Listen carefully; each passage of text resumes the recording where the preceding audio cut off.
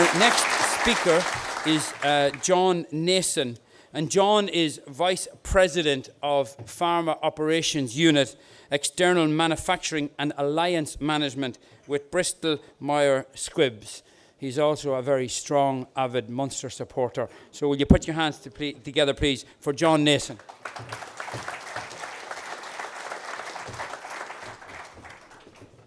So, good morning, ladies and gentlemen, and my pleasure to give you an outline profile of the pharma industry, and obviously, since I'm chair of Pharma Chem, just to say a few words on them.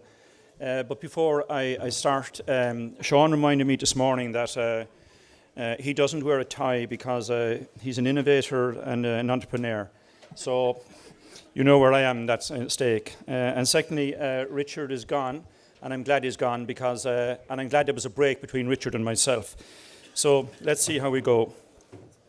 Okay, so therefore, the pharma industry at a glance, it's vital to the health of the Irish economy. When you look at it, 9 of the 10 pharma companies are here in Ireland, and not by chance, by the way. And 12 of the top-selling pharmaceuticals are made here.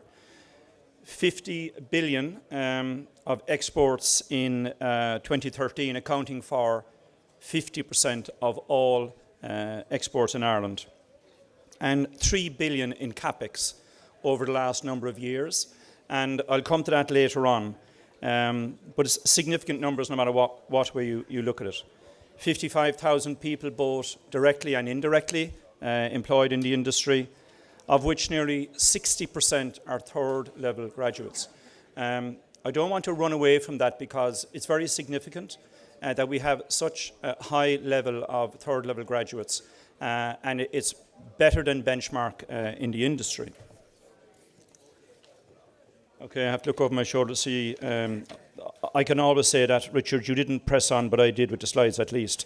So, looking at the history of the pharma industry, we're here over 50 years, so we're certainly not here today and certainly gone tomorrow. We started off bulk manufacturing, so powder in a drum essentially, but we've moved on from that to finished product with respect to a lot of our companies here, be it vials, be it injectables, be it tablets. We're certainly end-to-end. We have also worked along and progressed in the biopharma area.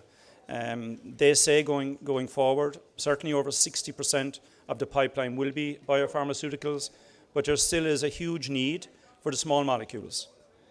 In recent years, and this is an important point, in recent years we've not only maintained manufacturing, we've also invested in centres of excellence for R&D, for supply chain, for patent protection. We would not have achieved any of that had it not been for the success of our industry over that 50-year period. And last on this slide is the key aspect of the sophisticated infrastructure that we have. And we continue to invest in that, and we must continue to invest in it. It would be to our detriment if we did not. Okay, I guess this slide is the what and the how of transforming. So the what, I guess, in Pharmachem Ireland's view, if the industry is to survive, we must be best in class at most things. Best in class at most things. So then how do you do that? And we have a list of all the things that we believe in the how area. I won't go through all of them, but just to highlight a number of them. When we look at investing in new products and new technologies, we must bring launches into Ireland, which we have successfully done, not just manufacturing the mature products, but rather bring in the innovation with respect to technology, and we've made a very good job in that area.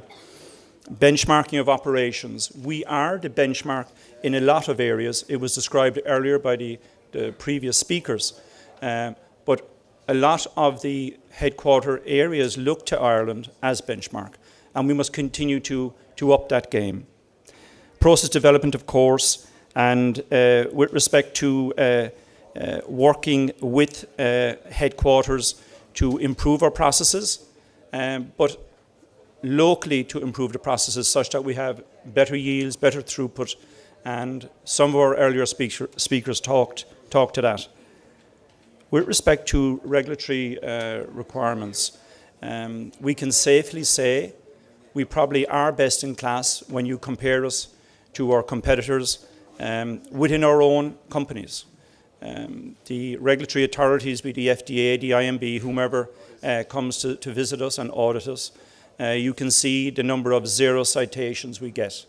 We may get some minors, but typically we don't get 483s. Typically we don't get any majors. That's not by chance.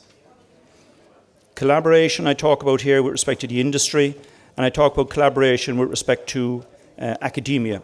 First of all, within the industry, we're a small island, as you well know. We certainly punch above our weight. And in Pharmachem, we have a large number of companies, and the management share the challenges we have today. We don't share trade secrets for sure. We are in competition with some of our products, that's correct. But we all work together and look at challenges and learn from each other with respect to solutions. There's not many countries do that. And I think we're the admiration of a lot when they see what we do. I can speak for Pharmachem and what they've done by bringing us all together. I also talk about collaboration with academia. And I think if there's any government members here today, I'm not speaking for Pharmachem now, I'm just speaking for myself. We need to help academia. They're in competition with one another. They must have headcount to get their funds from the government. But we need to develop centres of excellence, but not centres of excellence in every university. We are working with clusters of university now, and we need to be able to go to certain universities for particular expertise, as opposed to seeing the universities in competition with each other for the same expertise. We're a small country, as I said, and we can do that. And the government need to help the universities with respect to funding, and they have begun to do it, but we need to increase the pace and help academia. Patent cliff, we all remember it. It was like the year 2000, we were all dreading it, and the patent cliff has come and it has gone. Probably in 2011 area, we were thinking, gee, what are we going to do? But you can see from the graphs here, 2011, 2012, we saw about a 2% decrease. 13 to 12, we saw about an 8% decrease. But look more positively on the far right-hand side, and you see now that we're coming out of it. And we've done a lot of work in this area to avoid patent cliff, bring in new products, extend the life of some of the products that we have. And we're on an upward trajectory, although it's a little bit slow moving up there, but it's good at least. It does not continue to go down. You know, working in manufacturing for all the years that I have and that you have, we're all driven by metrics. We're all driven by output, and what are our results? So when Tom Cruise once upon a time said, "Show me the money," I can show you the figures at least. And look at the figures in the last number of years: 3 billion in investments, and almost 3,000 people. You don't get that easily.